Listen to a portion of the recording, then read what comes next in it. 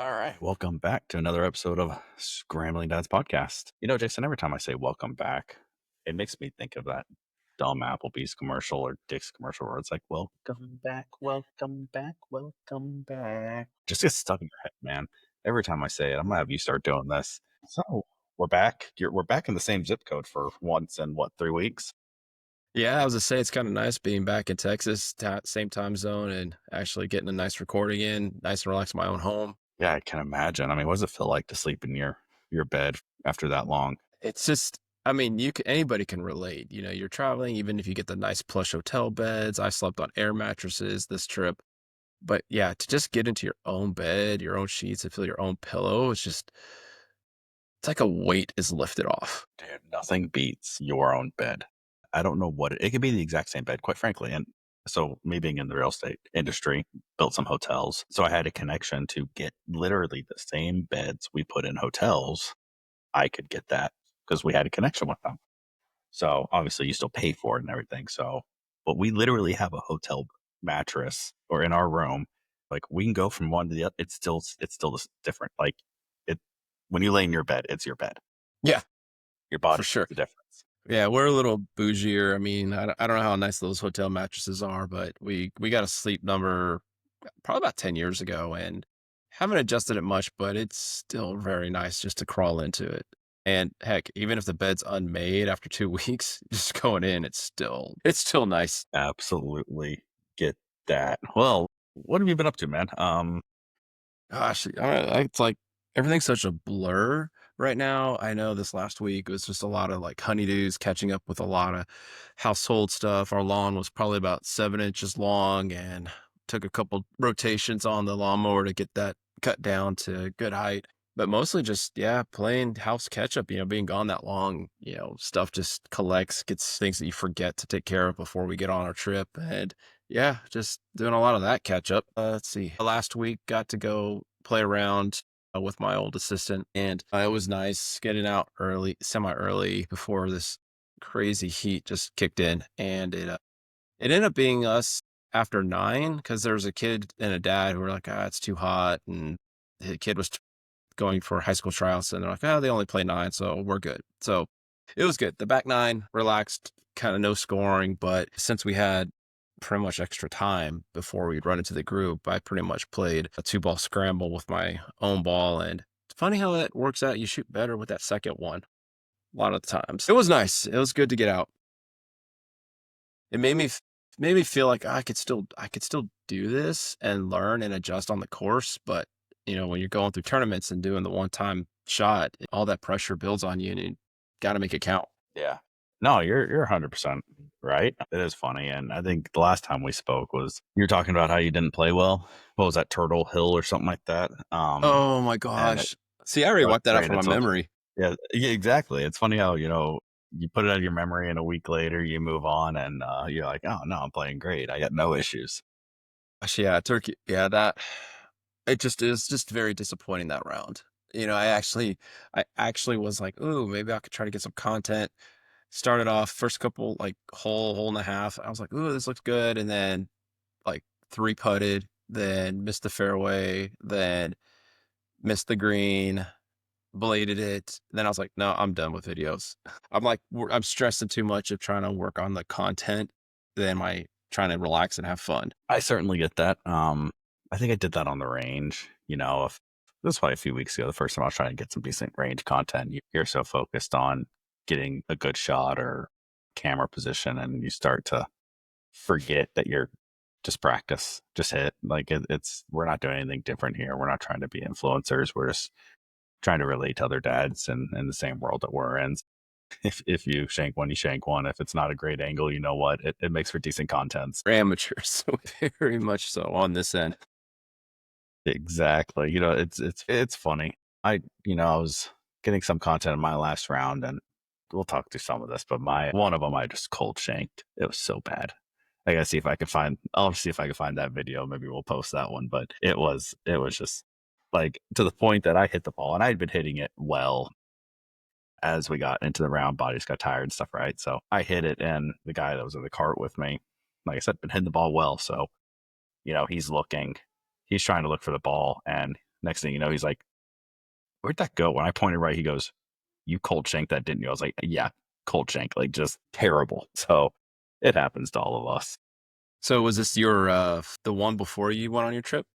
No, this was the trip. Okay. Yeah, yeah, yeah. Yeah. So Yeah, so talk we about your little played. road trip and your I saw your Oh little God. family pics of your drive down. They cracked me up. And then your Yeah, amateur debut as a wedding photographer. yeah. The amateur wedding photographer. That was fun. No, the drive was great. We left really early in the morning, so no one was really awake and had their mind about them until probably 4 or 5 hours into the drive, and it's about 11 and a half there. So it was nice. I had a very quiet morning drive. Then everyone kind of woke up, and the kids were great the entire drive. No, that got there, enjoyed it, did some beach time the next day as much as we could. There were some storms that rolled in, and then last Thursday was the wedding, and so I get a text. It's funny. I had just showed up, and we were planning on doing some family photos. We were just going to do them ourselves. I obviously have some of the equipment that we can do that with. So I was bringing all of it to the wedding. We were all going to be dressed up anyways for the wedding. And this was just on a beach. It's pretty relatively informal. Just some close friends of ours. Casey calls me and was like, "Hey, do you have all of your equipment with you?" I was like, "Well, yeah, because we're doing photos after this." She's like, "Okay, good. We need you to take pictures." I was like, "Well, what happened? They have a photographer." Like, no, she got in a car wreck. She's okay, but car's not drivable and she's not going to be there. It's like, okay. So, anyways, we got some good. I used the GoPro and did videography with that. So I set that up and mic'd up the officiant and the groom. So had some decent, audio footage there, and used my phone to take pictures, which I upgraded to the newest iPhone recently with a terabyte of data. So that's or a terabyte of memory. So I mean, freaking amazing there. But had some good photos. And then we did family photos. I sent you the one of that Casey got of Bella and myself. So that was nice. So did that. Then kind of just relaxed the rest of the day. And then rolled into Saturday. And Saturday was the tea time. We played first thing in the morning. We got there and like they hadn't even opened the office or the pro shop. It was crazy. We're teeing off at I think 7 and we show up at 6:20, assuming, I mean daylight, so they're central time there, but it's far east side of central time zone clearly because it's in Florida. So we show up at 6:15 thinking, oh, range will be open, this and that. Pro shop guy isn't even there yet. So we chip and putt. We didn't get any range time in before we played, but it was fun. I mean, $100 for a course that is well better than any of the munis that we've been playing out here. But holes, I posted it on TikTok. Holes 1 through 9 played great, 2 over, and that was with a double bogey in there on a par 4. I pulled it left, went to chip it. I was going to try to punch it. So I said, no, let's just chip it. And I chipped it right into a tree branch. So that caused me an issue. And then I misjudged. The ball was flying. I don't know if it's because it was wet and just getting no spin, but I think I'd have to go back and look at that video, but I think I flew 2 or 3 greens in a row. Just was putting them long. This is like 100 yards type chips. So don't know what was going on there, but ball striking was great. I mean, I was thoroughly happy with my ball striking. I think it was last time we talked.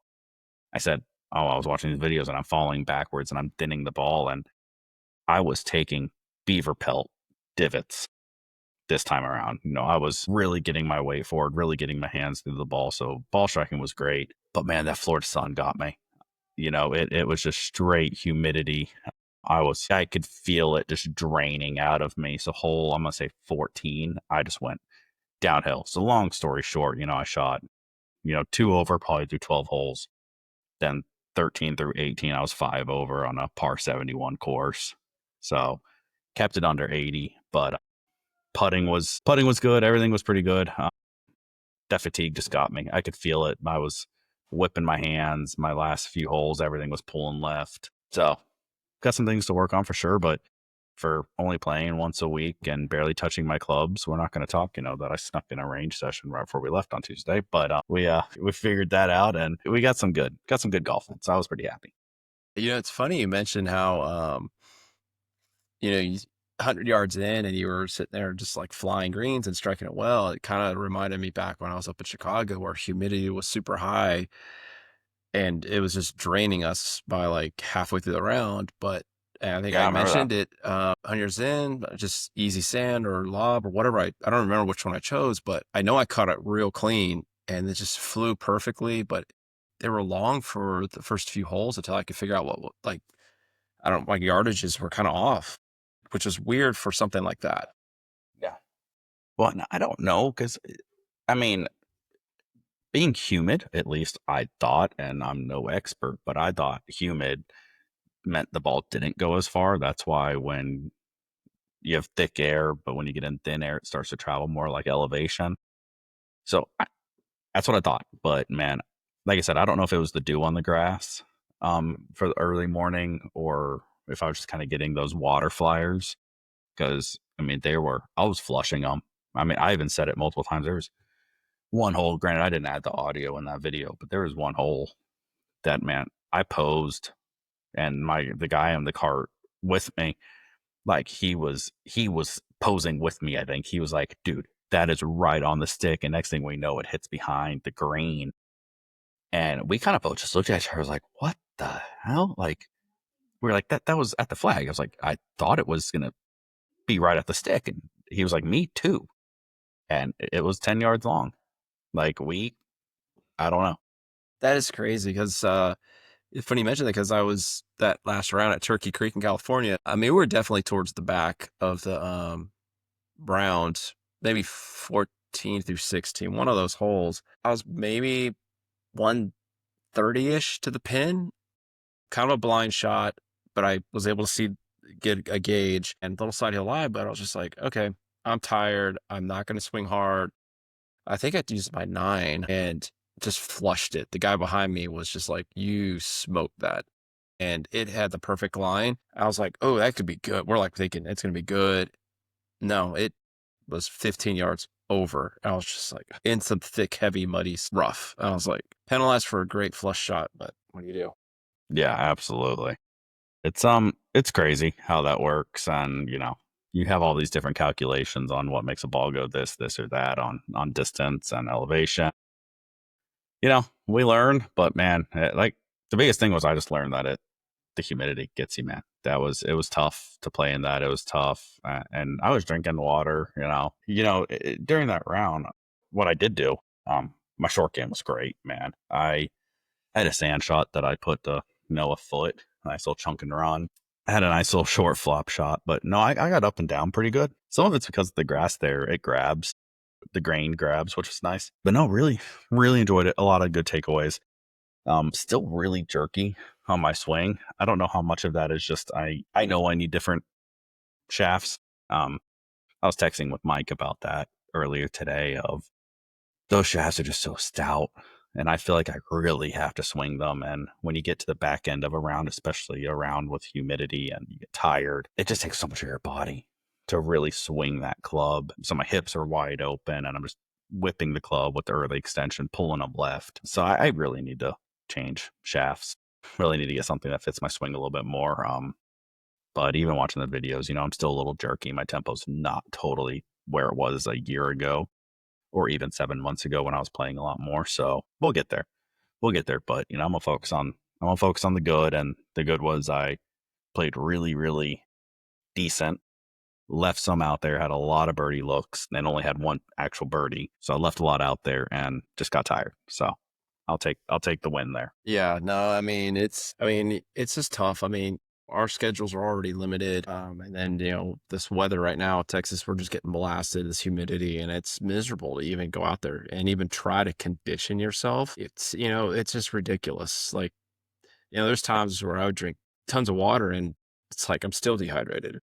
Yeah, no, it's terrible. Shoot, I think in Florida I was drinking. Have you heard of Elementi? It's the same thing as a liquid IV, but it's got a lot more, I think, of the sodium portion. But anyways, I was drinking one of those a day out there, if not two, which is probably not great for you. Kind of, I think it's 100 milligrams of sodium in it, but just to keep up, just to keep up with everything. But you're not wrong. Tuesday before we left, we did most of what we needed on Monday. Tuesday was really just finishing packing and then loading up the truck. So I was like, I'm gonna go sneak in. I'm gonna go sneak in a range session, but this is at 3:30. So 3:30 in the afternoon, Texas heat. I mean, it was hot, sweaty. That's the only time I could go before we were leaving, and I was trying to get to bed by 8, 9, knowing I was going to be waking up at 3 in the morning to drive. So you're not wrong. Texas heat is tough. Playing a little Twilight 9 tomorrow, so we'll Yeah, we'll see we're how gonna that feel goes. it, man. I'm gonna Yeah, stay that's home, just drink, drink, drink. yeah. I am the worst about drinking at work, man. Casey and I were talking about that earlier today. We've joked about it on here. I'll go from coffee to more coffee to not drinking anything until I get home. And then when I get home is when I grab my big Stanley and I actually start drinking some water. But I don't think 35 ounces a day is enough. No, that's Probably need to be drinking more than that. especially now. No, it's and even then, it's like you still got to mix in like the Gator, like whatever the electrolytes, the liquid IVs, Gatorades, whatever. Especially Yeah. being out there, just gotta keep that balance. But gosh, yeah, I remember you messaged me and you're just like flames, and I'm just like, wow, he is outside right now doing that. Yeah, it's hot, man. It is hot, but it was a great range session. I go back to my swing dots. Everything I was focusing on was getting my weight forward. Everything. I think I didn't touch. I hit two buckets, so 90 balls each, so 180 balls. And I want to say 90 of those were an 8-iron. Only working on getting my weight forward, half swings. I was preset my weight on my front foot for the most part. So, instead of 60-40, I was like 80-20, really presetting that weight forward, just trying to focus on that. My only other swing thought from there was connection in the arms and kind of keeping my width in my swing. That's another thing I noticed when I was watching back some of these videos was I was just collapsing down my right arm in my swings. So I focused on those two things, and I mean, it worked. My ball striking was great for the most part, so I'm happy with that. But I just got to work on the fatigue part. And I certainly still had bad balls. I mean, we literally just got done talking about how I shanked one. I think my issue there was I think I put a little bit too much weight forward and just absolutely did not close the face down and showed the hosel to the ball. Yeah, And that one showed, but that's funny. That's it is what it is. like even on my trip, I was just learning. Like I got that little swing trainer, learning, and it's actually taught me quite a bit on like I would make a solid swing, like what I thought would felt like a solid swing, coming back and moving forward, but that little clicker wouldn't go. And if this was even on like a medium to medium low setting, so a relatively easy like transition, and it wasn't going. And so I'm like, okay, so figured out like I needed to click down at the bottom. So started to learn to use my body and step into it more and got it into a good rhythm. And then what's helping me also is like I noticed that with that tool, you can also reverse the little washer. And I could show you this more. Mhm.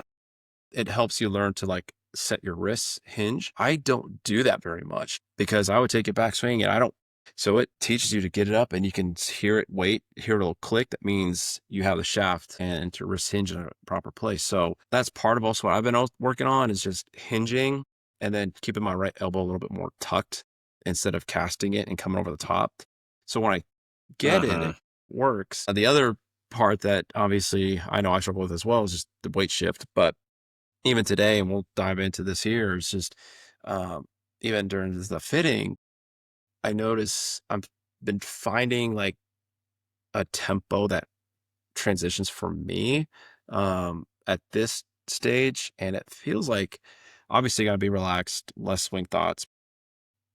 Almost, I'm like stuck between like it's almost like the Xander, how he goes back very smooth and kind of pauses and then goes, or I'm Mhm. kind of like, I don't know, I guess Rom would be another more on the extreme, feel a little bit shorter, like very quick back and very quick forward.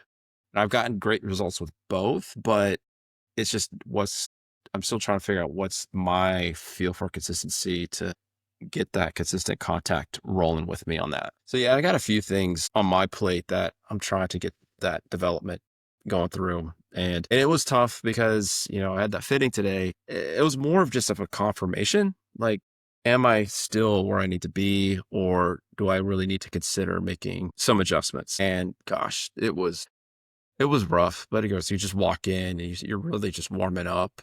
And crazy thing is just I was hosling it, face was left open, shots were fading right. And I'm just like, this is normally not how I swing a 7-iron. Like, this is not my flow. Yeah. So we just got a couple things. So he took the bacon. So based on measurements, so it'd be good to kind of get Mike back on at some point again and just kind of run through what I got some data points on. So rough, like basic analog measurement of hand, mid-size, no additional wraps. That's where you should be as far as a proper fit with the grip. All right, so I'm in mid-size, but I usually add just one tape because that's what I thought you did. But he's like, no, you should just go mid-size, no tape, and just go with it. Or whatever, take the standard and add, I think two wraps would be about equivalent, roughly somewhere in that Uh-huh. range. So that's preference. Yeah. Shaft is actually right where I need to be, like in that 120-ish, 118, 120 stiff flex, which is what I got. And my lie angle is still true to form, about 2 degrees up. So the killer, and when I was starting to get some good swings, even with some of the trial demo ones I was trying, is my spin. And I think we've talked about this, and I knew this about me. I'm a very high Uh-huh. spin player. Like my 7 with my current set, the average with the 5 good shots that we kept was about 8,000. Wow. Yeah. So losing distance because it was just spinning up. I was like, well, it's nice when it holds the green. But then we tried some different heads to try to see and some different shaft combinations. And the shaft combinations were all still with that 120 range. Most of it was just for feel, the feel of the shaft. But it really came down to just finding the head that would actually kill spin is where we kind of What came with it. heads did you look at? So let's see, what did he? The Mizuno JPX Hot Metal was one. The Ping 530, yeah, Ping 530. What else did we? The Titleist 250. He didn't have any Strixon or TaylorMades that had the adapters for the shafts, so I didn't hit those. Oh, and the Callaway 300 and 200. And then I definitely didn't like the 300. I just did not. I mean, that's the big game improvement. That was my worst hitting one. And part of it was the head weight, I think, just was throwing me off. So we reduced it down to like the 200 and all those others I said. And the shafts range from the Modus 120 to the Project X LZ, the KBS Money Taper 120, DG White AMT. And so kind of had a mixed Gotcha. combinations. And it seemed like the What'd you AMT. hit the best? So the two the best were the Ping and the Titleist as far as distance gained and the spin window and the descent angle. Both of those Mhm. cosmetically look the best. And then as far as just the play, those were the two longest, but we couldn't. And then the Titleist had the AMT, but I wanted to be able to try the Modus in the Titleist head, Yeah. but he didn't have the adapter set up because I really do like the feel of the Modus. It's smooth. It doesn't feel like it's hard to get the action out of it, and it's in that weight range. So that'd be something I'd be curious to try. Is just the Modus with the 250 head. 530 head was a little bit bigger, but not like overbearing. Yeah, I'd be interested to see. I mean, it makes sense if you're saying the 250 does well for you because if I had to guess, what they're achieving there is bringing down spin by loft. That 250 is probably 3 or 4 degrees stronger than your current 7 iron. So if your 7 iron sitting at what 37, does that sound about right? I'm trying to remember what mine is. If it's sitting somewhere Mine's around that that high. 37, this one might be. I'm gonna look that Okay, up. now I'm curious. Yeah, I'm gonna look that up. I don't. I gotta look up. See here. So my 7 is sitting at. Oh, I was close. 34. So I'm assuming I'm assuming yours is close. So I'm guessing that 250 is probably 30 or 31. So essentially, what they're doing is we talked about this last time. You know, when I made the comment that not all 6 irons are built the same. They're pulling the 7. They're pulling the 7 loft, making it stronger to reduce the spin, so it really hits like your current 6 iron. So yeah, so mine is currently, and I don't think I tweaked it. Is 34 on my Okay. 7. Yeah. So you're sitting the same. But then that's not traditional. Traditional. I think traditional is like 35 or 36. But the modern day traditional is 34. And then anything stronger than that is typically what you see in game improvement or distance Right. Yeah, clubs. and then the 250 is at 30 and a half. Yeah. So okay, so it's 3.5 degrees stronger, which is a club. I mean, that's so it's really a 6 iron. Yeah, and I mean, It's a traditional 6 iron that's funny. playing at a 7 iron length, which means you can swing it better, and Yeah. so I know I gained distance, but I was more concerned about the spin. I know the distance went up, like the carrying yardage, like it all, and I wasn't even hitting them great. Like my sciatic is killing me. I'm not getting the flexibility on my left side. Yeah. Like, You're sounding real old right now. My sciatica, oh, it's bad. I've got a chiropractic my appointment tomorrow. arthritis is kicking up. No arthritis yet. Luckily, I'm good on that arthritis, but the sciatic, the back is killing me. I was gonna actually say, We're gonna hear all about your acid reflux and gout pretty soon here. oh, Come geez. on, stop aging on us. I mean, I was gonna say I've even cheated the Can't be last doing. couple rounds, not hitting a fade, but not intentionally doing a fade setup, but opening up my left hip pre-setup so it's easier to pull Yeah, through, yeah. and it's helped. You just flaring the left toe. I assume to open the hip. Yes, front of the left toe just a little bit, and then not a ton, and then like if you have your feet, so I would take the left and just a little like that. So it's Yeah, so you're actually opening up your stance, just a little almost like bit. Yeah, you're setting up for yeah, setting up for the fade and then opening your toe. Yeah. yeah. I It's gotcha. not super I am. extreme. It's funny. I'm so weird. I've always been this way. I don't know why. I set up my feet actually set up closed, so my right foot is always a little bit back left. But I open my left toe quite a bit to where it ends up being a square stance. But for some reason, I've always set up with my right foot back, which I'm a shallow player. I swing anywhere from 2 to 4 degrees in and out, anyways. So it just makes it really hard to hit a fade. I don't hit a fade. We talked about that. My fade is A hosel a shot. straight ball or maybe one or two. Yeah, I mean we can call that a fade. I'm fine with that. Actually, we'll call it a really hard power fade, maybe. But I'm good with that. That It works. saves some face here. It helps with the mental side. It is, yeah. I meant to just hit a power fade with the hosel. It's totally fine. I wanted to get another chip in before I hit the green. I was playing so well that I needed to work on my chipping a little bit. So that's what we're going with here. There you go. That's what it's.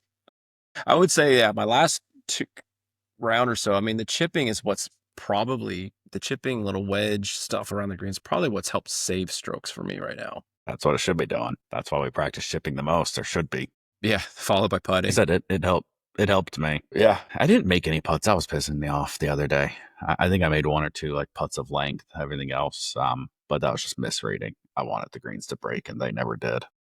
Yeah, that's So that was all me. yeah, that's funny because like unless it's an obvious break, assuming the ones that I played recently in California, like you go to the green, you're walking up, you see all these undulations, and you just can stand there and you could see that there is a break. Yeah, no, absolutely.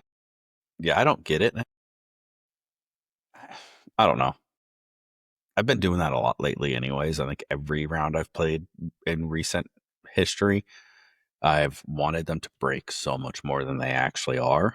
So maybe it's because I'm not trusting my lines, but I was putting the ball well, so I don't know. Yeah, like They just weren't breaking. that's the thing. It's like I mean, yeah, if I'm going to take a win out of this, of all my rounds, like my pace and lags were all like spot on. And if I missed, I would just barely miss it. So it's like Yeah, one of these days, it's like everything can fall in an incredible round, or as we know it, they don't fall and everything just goes upside down. yeah, absolutely. Well, speaking of upside down and mental game, what did you take away from last week?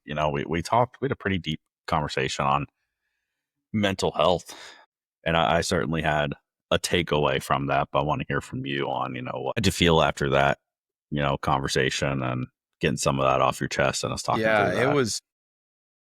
I mean, we're by all means no professionals at this. And, guys, this is just something that we experienced ourselves. So just from our experiences for that alone it was good. Like we even said, it's just good to get some of that off your chest to talk about it. You don't want to talk about it because it obviously hurts really bad to the core. And it's stuff that no one ever should.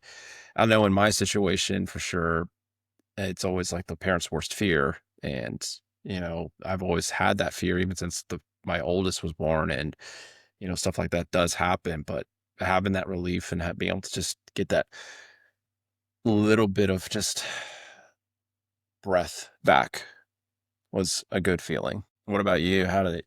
Yeah, I think the more I've gone down, the path that I have, like we said, really since 2021, so for 4 years now, the more I've been open and vocal about the struggles I've had, um, even in a workplace environment, in this new job, I'm mentoring and training project managers, and a lot of them, at least the few that I've talked to more about the mental side, are surprised when I tell them I used to be a hothead or used to be a lot more ego driven and wanted to assert my dominance in a meeting or show that I was the one in control and I was the one running the project. They're kind of shocked when I say that because I like to think I'm very even keel and very quiet in meetings. I'm there to support the team, not to manage and not to run the projects. That's not my role anymore. I'm there to support them when they need help from a leadership perspective. And so I've been more open in that kind of delivery, and taking that to the personal side, I'm a lot more open in the struggles I've had, talking to my friends more, about therapy. And shoot, even I talked to a guy yesterday at work about therapy, said that I had been through it. And he was like, "Do you actually think it works?" I said, "It's not for everyone, but it worked for me. So I'll take it." So I just think saying these things out loud, even though I've already kind of been doing that, there were still some things that I said out loud for the first time, or at least out loud to anyone that's not my wife or my mom. And it almost felt like a weight was lifted. And granted, we just released that episode this morning. So I think to some extent, it almost felt like some of that was still kind of, I must say, underneath the bed or underneath the rug. Like it wasn't really public, but the amount of text messages I got today from my buddies that listened to the episode that either said something about your situation. Mike texted me and was like, "Dude, you didn't tell me anything about Jason and you did not warn me that was in that episode." I was like, "That's not my place. That was Jason's to share." And he was like, that was heavy, man. That was heavy." Another buddy that texted me, and his exact words, or something, saying like, COVID really messed him up too. So it's like to get the text messages and to be open about our struggles and to have people responding and receiving that well. If this podcast only makes it 6 episodes, that's a win for me. I did exactly what I wanted of using this as an opportunity to be vulnerable and show guys and other dads out there that they're not alone. And you actually make a good point. I'm talking to a new colleague of mine. He's all on board with this. And, even though we're emphasizing golf as like our passion outside of family and everything like that, but he's like, even if it's not golf, but there's other dads or moms, parents that are in other sports or other hobbies that want to get creative and get beyond and develop and become better at whatever their craft is are kind of in our same, I don't want to say same position, but just, they have the family, they want to do everything for the family, their kids, and then still want to make time for their hobby or passion. And so it could relate to not just the golf world. Like this definitely can relate to everybody in some form or fashion. Yeah, can't remember who I was talking to. But it said something about the fact that I'm doing a podcast. Again, they asked, what is it? Golf podcast? It's like, because they all know me. They all know I'm a big golfer at work. And I was like, no, more lifestyle. It's much more lifestyle than golf. Granted, we've spent, 20 minutes talking about golf stuff here, but I think that's just because that's what we do. We always said this was going to be conversational. We're going to talk about, what our passion is, and our passion is golf to some extent. But it's lifestyle and it's parenting. And I mean, if we want to spend the next hour, we can go through all the parenting struggles I had on a 22 hours worth of driving over a 5-day span. I mean, there's plenty of parenting that went south there, but we live and learn, and it's life. And I've enjoyed getting the text messages today and just knowing that we affected someone, even if it's just one person. I'm good with that. Yeah. And I mean, I haven't gotten the full swing with all my colleagues yet, with some of them who know what I'm doing with this now. And so I'll see a lot of them Friday and see what the face-to-face conversations are like. Yeah, you're going back to work in 2 days. We're doing a little last hoorah 9 holes tomorrow. You had tryouts the past 2 days. Are you excited? I am How's your team excited. going to look this year?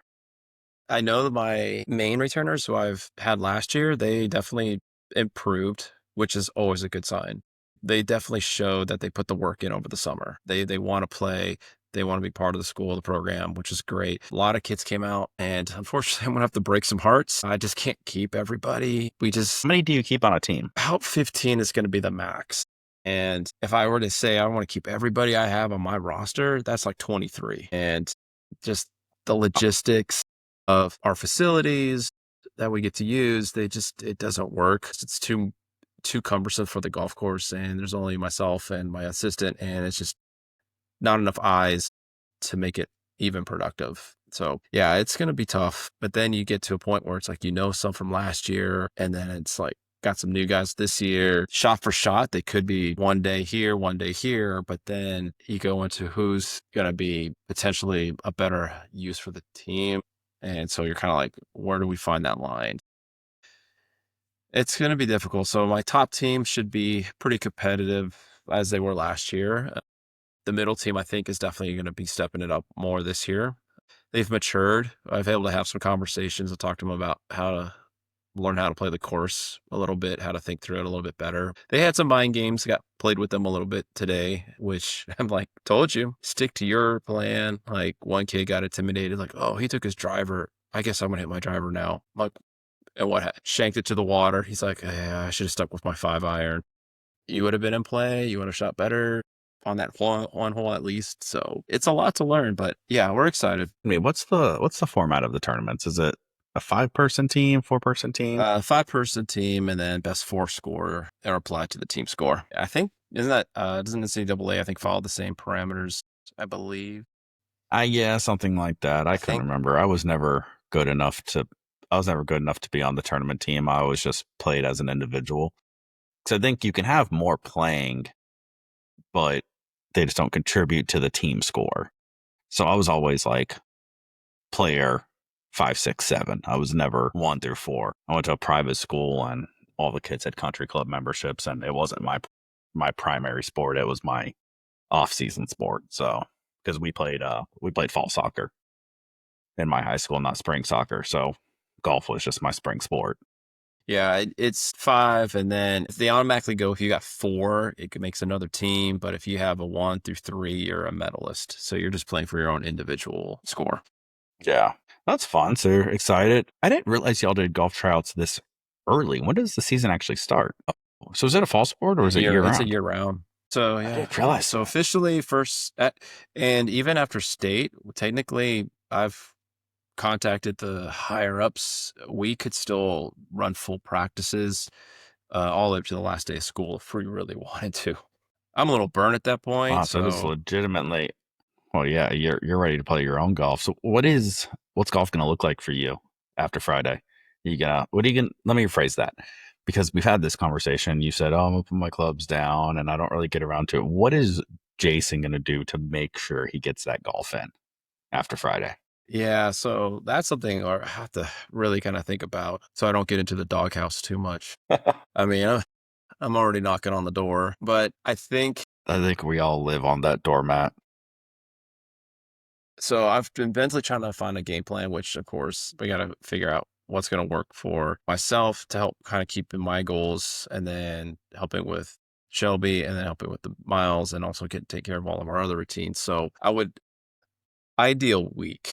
Ideal week would be use Sunday morning, like right when they open, get out there and just hit a bucket or putt or something like that. Maybe do like an hour only, like we've talked about, just instead of trying to grind through a whole bucket or two or go through the whole bag, just emphasize just 8 and less like today, and just focus on that. Like we've already alluded to already, just we've got mechanical stuff that we don't need to be trying to hit 75 or 300-yard drives. We need to get the short stuff ironed out, get the weight shifts, get the contact. Hmm. I mean, we can dial those in. I mean, that should automatically get your scores in a better position. Just able to hit the greens regulation, or even get a better chip or bump and run into within a decent putting length that you can comfortably handle that. So yeah, ideally, perfect world, Sunday morning would be like time to kind of keep the wheels greased on that. But realistically, it'd probably be an every other week thing, and maybe a sprinkling here and there during the week with practice with the kids. Yeah, what's your practice schedule with the kids? Is it every day until Hmm. 4:30? Well, it's like 2:30 to 4, That's not 2:30 bad. to 4:30 is when our practice time. And then of course it's just at that point full day of teaching and all that stuff, and I'm just ready to like go home. Like I don't want to stick around and do anymore. Yeah, I'm sure. But is there an avenue for you to use, just one day a week after, since it is 4:30, to hit for an hour and a half or even go just play 9 holes and just make it one late night so that at least while we have the sunlight for another, what, 2 months, 3 months? Yeah. I think I need to make sure I got permission for that first. Yeah. No, Yeah, absolutely. I And think well, that so. I ask because that's something that Casey and I started doing. And I have not been utilizing it. But we were both really good about once a week each, we would have one late night. And sometimes it was work. Like we just had something going on at work and we needed to stay late and hey, don't expect me for dinner. Or it was expect me for dinner, but then I need to sit in the office and work type deal. Or I'd go play 9 holes or I'd go hit. But it was kind of the one day or she'll go get her nails done or get a massage. But one day a week, we always told each other, like, hey, that's your night, go do something. I'm gonna do something my night. And like I said, we haven't been using it, but that was kind of the communication we had where it was kind of fair. We both got it. And then while we have sunlight, I mean, it's easy to go play 9 holes, tee off at 6 o'clock and be home at 8, tee off at 5 o'clock, still be home at a reasonable time. Up until what, at least early October, maybe. Possibly. And Fridays, I mean, we get out at a decent hour, but I guess that would be again one of those things where do I get the baby or do I get to go out and play nine or hit the range on Friday afternoons? Yeah. Yeah, I think it's just going to be a balance of just communication, just figuring out, hey, I'm going to do this like this week, play it, put it out far enough advance. And then, like you guys said, find a balance for her to also like go get your nails done, go get a massage, go do something. Yeah, go do something. Yeah, I got to be better about using mine. Granted, I mean, we're about to be slammed with kids. Casey and I were talking about that earlier today. Grayson's baseball picks up next week. Practice every Thursday. She just got home from the coaches meeting for our youngest's soccer team. So I think those are weeknight games as well. I don't think they're playing on the weekends, if I remember correctly from what she said. Grayson is playing on like Tuesdays, Thursdays. Trip is getting into lacrosse. He's gonna take this. He's gonna take this season off golf and play lacrosse. So that's a weeknight. So I mean, our weeknights are slammed starting next week. But I guess good news is from everything I've seen on our family calendar, which my amazing wife takes care of because I'm terrible about putting anything on there unless it's podcast or golf related for some reason. Funny how that works. Yeah, it's funny how that works. Our weekends are free, which is good. I guess I can play golf, but it was so hard. I mean, last baseball season it was so hard because like Grayson would play Saturday mornings, and then Trip would have a golf match Sunday afternoons. And I was like, I don't know when I can play. Like you and I did that tournament where I was sprinting from Hmm. the golf course when we finished to get to Trips tea time, and I mean I was in the sun from 8 till 6 p.m. So for 10 hours, I was outside on a golf course. So it's all part of it, but it's yeah, we're about to get pretty crazy afternoon. So I mean, I wanted to ask how you're going to force yourself to get the golf in because I'm rattling in my How head. you're going to get I there. need Jason to give me something because I don't know how the hell I'm going to get there. I don't know how I'm going to do Yeah, it. you're definitely in a different So position than I am. I've got the arthritis building and the sciatic issues that's keeping me back. yeah, I guess so. I don't know. I got aspirations of being on the senior tour. I gotta get my stuff together. I mean, maybe. I mean, shoot, I can hit it as as Then far as again, them. I will never be on the senior tour. You got to They get consider, carts. with my yeah, but with my age demographic, because I'll be 36 this year, 35 now.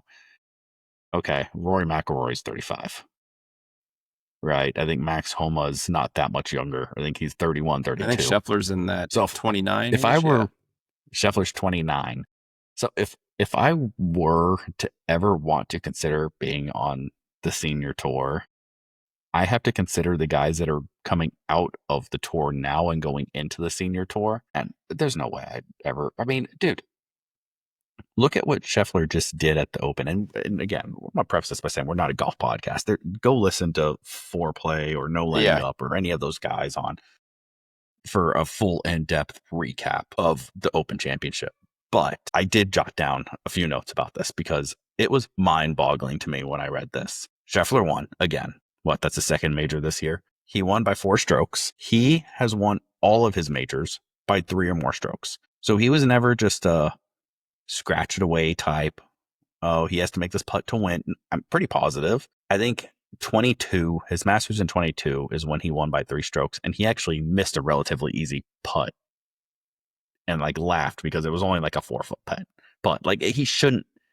I'm not saying he should have made it. God knows I would have missed it in that scenario as well. But had he have made that, and that's before he really went through his putter changes or putting changes, he would have won by 4 strokes. So 4 majors all by 4 strokes or more. If that goes down, that's freaking insane. And that you're saying I'm going to go against that senior tour? That ain't Yeah, gonna go happen. for it. I have no chance making that tour. Yeah, no chance, no chance. But we can dream.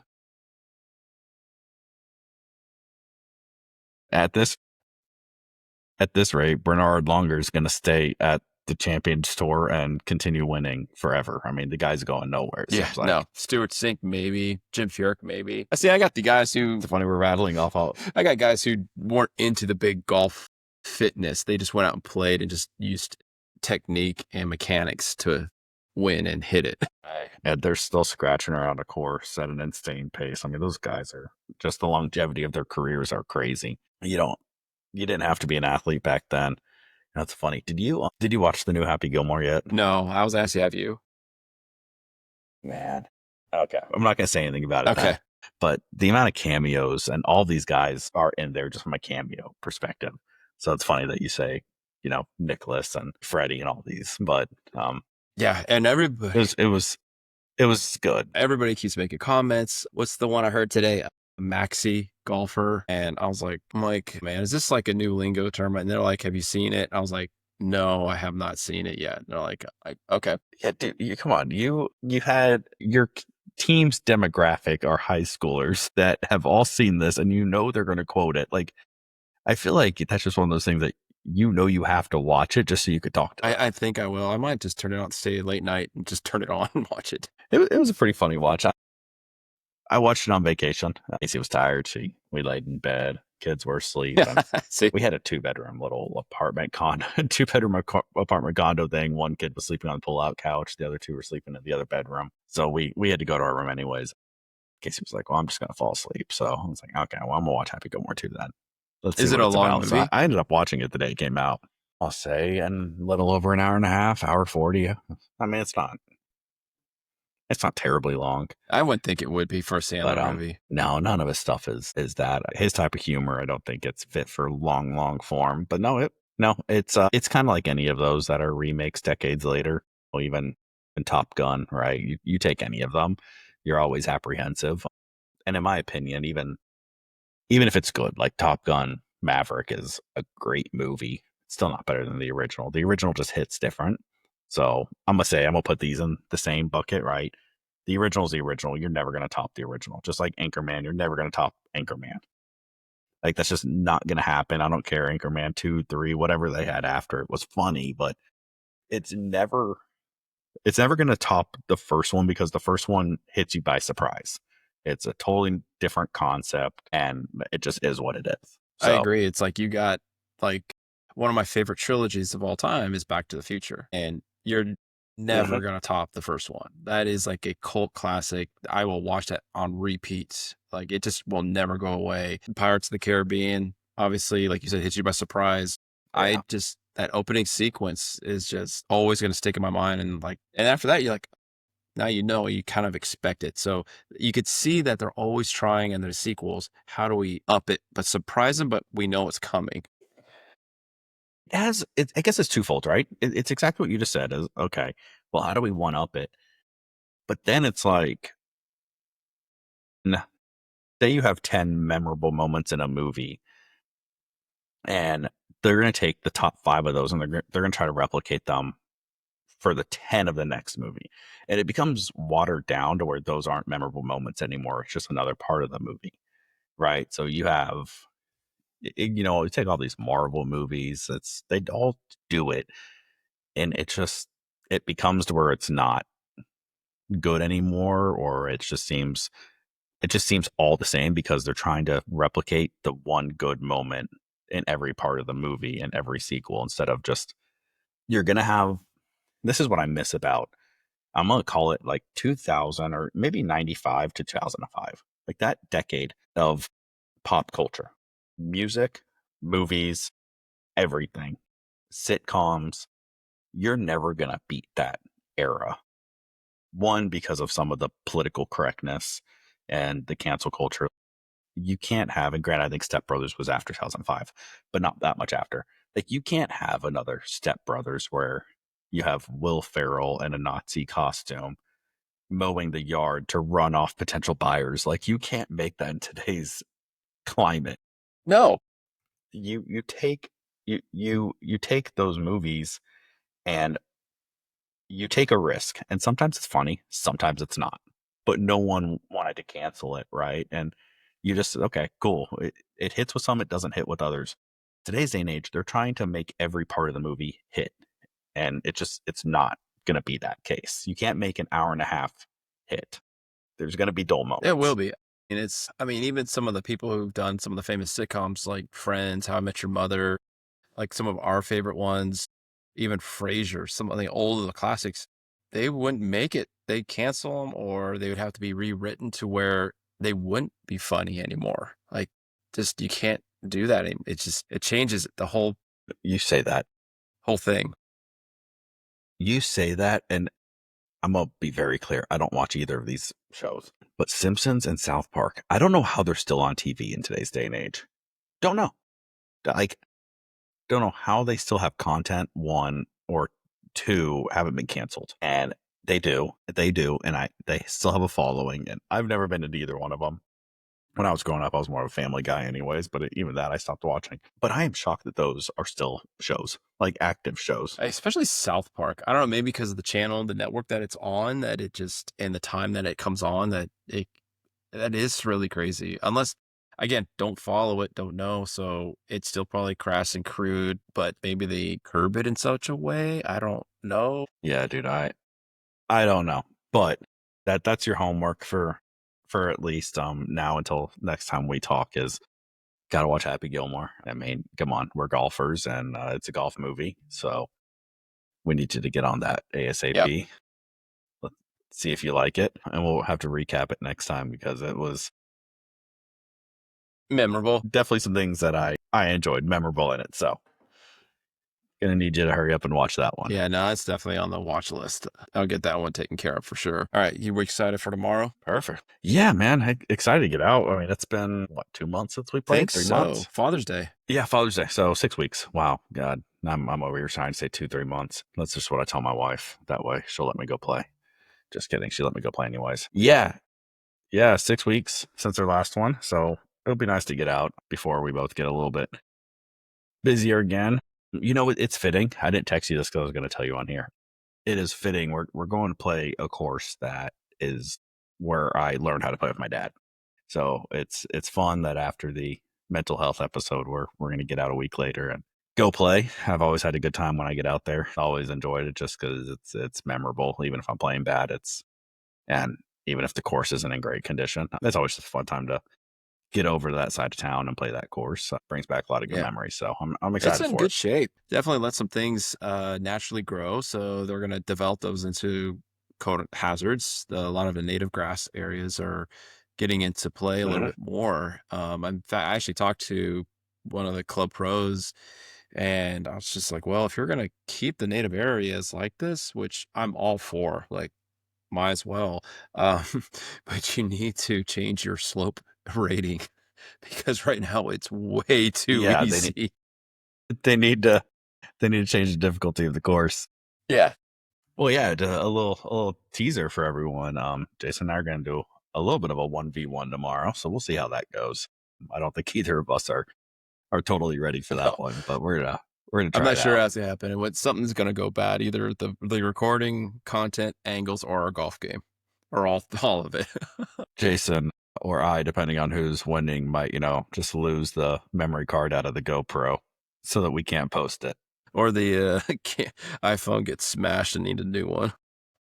Everything just happens to overheat at the same time. It happens, guys. Yeah, I mean, No, yeah, I'm looking forward to it. you make a good point. Weather, Overheating, that cameras could be sitting yeah, out there. It's like can't record overheated just because of the heat. exactly. No, I'm looking forward to it. Weather will be nice and crispy for us, but it'll be a good time regardless. It's been way too long since we've played, and looking forward to it. And Yeah, we'll see if I can play better than I played last week, which was already good. it'd be So fun to get some I'd like another content good of one. us out there. I know Shelby's been saying people need to see us more, not with this avenue, but out on the course and seeing the real stuff. Like, hey, because we don't get out and we're not Oh, what are you professionals. talking about? They've seen plenty of my swing. We got to get your Oh swing gosh, out my there swing now. is uglier. It's even more uglier when I'm like sitting there, like you said, like you're jerky. I'm like, you're thinking about it. It's like, is my grip right? Is my face taken away on the right angle? Am I hitching the elbow? Oh man, it's gonna be like Charles Barkley. We're gonna have to get a mental coach with you. Don't even think about anything. Just grab the club, swing the club. Yeah, I'm just We're gonna swing get as you hard as fixed. I We're gonna can. get you fixed here. We're gonna have to have a whole new episode just on fixing I think Jason. we've talked about that. Nothing about the swing. It's all just the mental side. Stop thinking. Why? That's my thing. Yeah. Yeah, it's gonna be a really, really short segment here. Just don't think. Speaking of segments, we haven't even considered. We said we were gonna do etiquette, golf etiquette Oh my 101. gosh. I got something. We haven't talked about it. It's I like got two something for episodes this. ago. Yeah, got something for this one. It must be something recently that kind of dug at you. No, honestly, no, honestly, it wasn't. But again, a big proponent of coming from someone that's played the 5 hour US Mid Am qualifier type rounds. I love focusing on the ready golf side of this. Because here's the deal: we could talk about shadows and lines and where you should stand when someone tees off and all of these things. But for me, being a being a dad and having one of the videos we posted was my daughter running around while I'm putting and her ball's literally Yes. coming in my view as I'm putting. Like that kind of stuff doesn't bother me, right? Like even walking in my line, like here's the deal. Most people are wearing spikeless shoes these days. So unless you're quite literally doing an Irish tap dance on my line, you're probably not going to damage anything. So not concerned about that. But man, ready golf. Like you don't need to wait or if you get to your ball first, right? And we talked about cart etiquette, but if you get to your ball first and the other person's hee hawing about what they want to do and just go ahead and hit. Or there's four of us. We have two carts. If the short guy is short right and I'm longer right, but Jason's riding with me and he's on the left side of the fairway, but he's farther than me, like let's just go to Jason's ball and let him hit because we're out of the guy's current shot. By the time he hits, you hit, we can drive over to my ball. And we've hit two balls in the time that one person would have hit if we had waited. So it's like just use common sense to me. It's putting, right? You chip. If I chip up and I need time to read and you're already at your ball and you've had a chance to read your putt, a simple, hey, take your time, read, let me putt. And if anyone takes offense to that and says, oh no, I'm out, let me putt, probably don't want to play with them anymore, quite frankly. Like, I'm sorry. Like, we're really going to be sticklers about that. Like, unless we have a match going or unless that person, if I have a good round and you chip it to where you're going to be giving me a read and I want to make the putt, yeah, I'm probably going to wait for you to putt because I want to see your putt. But there are very few situations that I'm actually going to do that. Like, it's got to be a competitive round for me to want to do that. So it's all about ready golf for me. The golf etiquette side of it is like, just use common sense and play. Just play. You don't need to wait for Yeah. everything. Yeah, no, that's something I've talked about with some of my players. It's like they're on way on the other side of the fairway. You're over here, and yes, you're ahead of them, but they're still walking to the ball, or you guys are nowhere are going to get in each other's ways and just hit. But speaking of just putting and things like that, another thing, even if guys are on carts, another peeve that I've just noticed is people will just take one club, take their wedge, then they have to go back to their cart and grab their putter. Or, they're in that weird Uh, position where the cart can't go any further. That's kind of where it's at. It's like, oh, I'm gonna take my wedge, uh-huh. I'll go up there. And then no, just take like two or three wedges, take your putter and just walk the rest of your way up. Because otherwise we're gonna too much back and forth. That just stalls us. It is, and it's ridiculous. And yeah, that's gotta change. And look, I don't want to come off here being like, oh, this guy sucks. I never want to play with Yeah. him. Like, look, I'm pretty low key on a golf course, but like it just the little things, like we just don't. It's common sense. Like we're all out here to have fun. And my biggest motto has always been like, if you're a good golfer, play good fast. If you're a bad golfer, play bad fast. Don't care. Let's just play fast. Let's enjoy the round. We don't need to sit out here. I'm not laying on my stomach like, who is that? Camilo Villegas or Does he something like still do that. that much anymore? Yeah, I want to say I've seen him recently do Okay, it. because I've watched a I few. say recently, like within the past year. I've seen a few tournaments where I But haven't seen it as often. yeah, I don't know that he does it as much, but I've definitely know I have seen it. But even like we watched the indoor golf, the TGL league, and those guys were laying on their stomachs reading putts at times. And I get it. Like they were saying the green was really hard to read. Yeah, they're also But having fun and being silly. those guys, they're having fun, they're being silly, but those guys are playing for millions of dollars. Like we are not. Yeah, Even if we have money on the it's round, a couple you're bucks. talking 20 bucks at most that I'm putting into this pot. Like we don't have these big, massive bets. You know, we're not the guys that have a yacht somewhere and we're betting thousands of dollars on a hole. Like, guys, just don't take it seriously. Like, just be smart. Obviously, don't move into my shank range because I might shank it Yeah, at you. But outside of that, if you're behind me on the left side, I'm probably not going to hit you with the ball. So just drive to your ball and hit your right. ball. Yeah, just that. The one thing I will say, do not jump in front of a birdie. The golf gods will make you shank a ball because I have done that. Can't jump in front of a birdie No.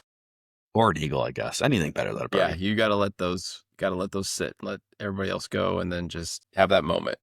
It's funny. I just feel like an absolute you know what when I play with some people, especially randoms, because I'm a fast player and I will get out of my cart, have my club, have my ball, and on the tee box, I'm gonna say 80% of the time faster than anyone else. And these guys are probably like, oh, this guy, he just loves to hit first. He doesn't. He didn't even win the last hole, or I had a better score. I'm like, I don't care who goes first. I just want someone to go. Like if you can beat me to a tee box and hit your ball, go for it. Yeah, I mean, So that is, I don't know if it's some guys are just they get nervous or they're like, well, I don't like going first, or I'll wait for him. Again, regardless of how the whole finished previously, so I played with guys who are just like, oh, you can go ahead, or you can go. Like if you're like, just somebody go. Like I'm over here getting a drink of water, and problem I'm solved. waiting. Like somebody go. Yeah. No, problem solved. I will always go first. I'll get there and I'll get us rolling because I can't sit and wait. I hate it. That's my biggest problem when I play in some of those competitive events is I cannot stand to sit there. Now, when you play like your qualifiers and those main ones, do you wait as is because of etiquette if you lost the hole? Yeah, you wait for all of that. Now, I think you still have the conversation because you're still somewhat, I don't want to say on the clock, but they still expect you to have a good pace of play. And they do have people walking around pushing and speeding up. So, I mean, say it's a drivable par four and I have honors, but I'm going to drive the green and I know the guy after me, I could see he has an iron. You know, you can still offer and say, hey, you know, if you're just going to lay up, do you want to go first? So, I mean, it's still a conversation. But yes, you're playing farthest person out, ball and hole, you know, all the way up to a 10-foot putt versus an 8-foot putt. You're like, you out or am I out? And you're having that conversation. You're going by the book, and it is a nightmare. I hate those rounds. It is definitely my biggest mental downfall. I just cannot stand to sit and wait. And I'm usually the worst player. I'm going against guys that are plus fours and fives that they could play in the AM qualifier, but maybe they've aged out of, they just got out of college. And a lot of the AM guys are just out of college, or some of them are still in college and they're just a very high level player. So you have a lot of those guys, or the guys that maybe had pro status and now they're not pros anymore. They got amateur status back and they're playing in the mid AMs. So the mid-ams are hard, and I think I was paired. I barely made the cut when I played 2 years ago. I think the cut's at a 2.8. I was thinking like 2.5. And I think the two guys in my group were both plus twos. So you can imagine I was hitting last on almost every hole. And it was obnoxiously annoying. Like I was just ready to be done with the round. And I didn't even play that bad. I shot low 80s or something like that. It wasn't for the first time I've ever played in one of those tournaments, I wasn't too upset with it. And my wife came and caddied for me, so I got some good time with her. That's right. Is that the one I think you like? Yeah, none of my friends caddy You're for like, me. hey, can you caddy for me? Like, I'm at work, dude. I didn't realize the problem is I didn't realize that it was a walking only because I had done the Texas State Open qualifier, like the Dallas Amateur qualifier, stuff like that, and you usually get a cart. So it's like, okay, cool. But this was like it's walking only. So it was like, oh shoot, I really gotta find someone because I'm either pushing my own cart in the dead of summer or carrying my bag, but I can't drive a cart. So one of those two. So I was like, I gotta. And anyways, my wife was like, I'll take the day off and push your cart for you. I was like, sounds great. Oh, there you go. So It's a we day enjoyed date, it. competitive day date. Yeah, competitive day date. All in all, spend some time with your wife and play some pretty crappy golf. It wasn't that bad. Well, I mean, I know Shelby's been I'll talking take it. about it, and I'm sure Casey'd be on board. Just and you've mentioned it as well. Like she's kind of getting into it. Like we go out play, like we start it, they finish it, just to have some fun, get a couples date thing going out there, throw some drinks Yeah, back. we definitely need to. I told you, Casey is a top tier mini putt player. So I get her on the greens. I'm gonna take that all day. Oh man. Oh, speaking of which, So so when I played with my old assistant, like I said, I think it was like hole 16. Drive wasn't great. Was still in the fairway. Just wasn't a great drive. Had a really long approach, and then uh, like I said, I was just playing two balls because I play pretty quick, so I could drop one, hit it, don't like it. Oh, just drop another one and just go.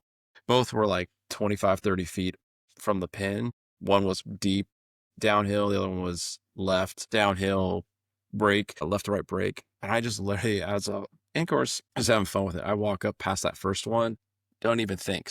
Again, going back to the whole thinking thing, don't think. I literally just went up, looks good. Hit it, rolls down, edges the cup, 360, drops. So that would have been a par. And there you then my go. other putt, I just blow past Say, because I was thinking about it. stop Just thinking. Stop. That's all I'm gonna say to you tomorrow. that's Is stop stop thinking. thinking. Just don't. Just line up and hit. That's literally what I think Don't I think need to about do. I anything. just need to say, oh, you ball, hit ball. That's my line. See ball, hit ball. See ball, hit ball. I'm gonna make a T-shirt. This That's gonna be our podcast has logo. gone That's gonna be completely part of off. one of our logos, mottos. See ball, hit ball. Just see ball, hit ball. Podcast has gone completely off the rails at Yeah, I'm this gonna point. come up here one of these days with a hat There, that just says see ball, hit ball. golly, there we go. We found our first merch option here. We'll get working Yeah, on that. first merch. It's not even a Freaking Scrambling Dads caveman, logo. It's see ball, hit ball. caveman over here. Have Fred Flintstone off the All we want side to do is play playing. golf. That's trademarked, but we'll find a caveman. We'll find like the Geico caveman or something like that. Go, caveman, just knuckle dragging a club with him. Hey, go instead of that wooden bat that they carry around, just toss a club in his See, I'm hands. already seeing it right now. I get a stone club dragging a boulder just across the shirt, just like right here. And then see ball, hit ball. See ball, hit ball. And then the hole's a volcano Golly. or a hot spring or something like just disastrous. It's a dark circle, just it goes. Here's hot springs, the Yeah, water hazard. yeah, they're hospital hazard. And then Lord. they have live hazards. You got dinosaur chasing them in the back. Like, see man, eat man. Oh, God, you've completely lost us at this point. We're just I gone. think we're out. Yeah. This is what happens. We have one serious episode and one serious episode, and now Off the rails. we're down to just off the rails here. Well, good. No, it'll be fun. Tomorrow I'm looking forward to it. It'll be a good Yeah. time. It'll be fun. It'll be good to kind of get some Anything content. else? You got anything else for? No, I just Yeah, that'd be good. I'm looking forward to it. What do we got next week? We need to one of these days. My buddy, I need to confirm with him, but we have a A buddy of mine is a coach at a facility here in Frisco. I think we're going to have Oh, them on. nice. So I don't know if that'll be next week, week after that. But and then Mike is currently moving to his new home back in the state of Texas. So we're going to have Mike on for part 2 relatively soon here. So stay tuned, guys. We'll hopefully have some more guests on pretty soon here as we settle into the process and schedule and just really get some feedback on what everyone wants Yeah, to hear. and I think But it'd be exciting you know, for other than that, us to be out and record our stuff and let them see us, kinda see how dads do it.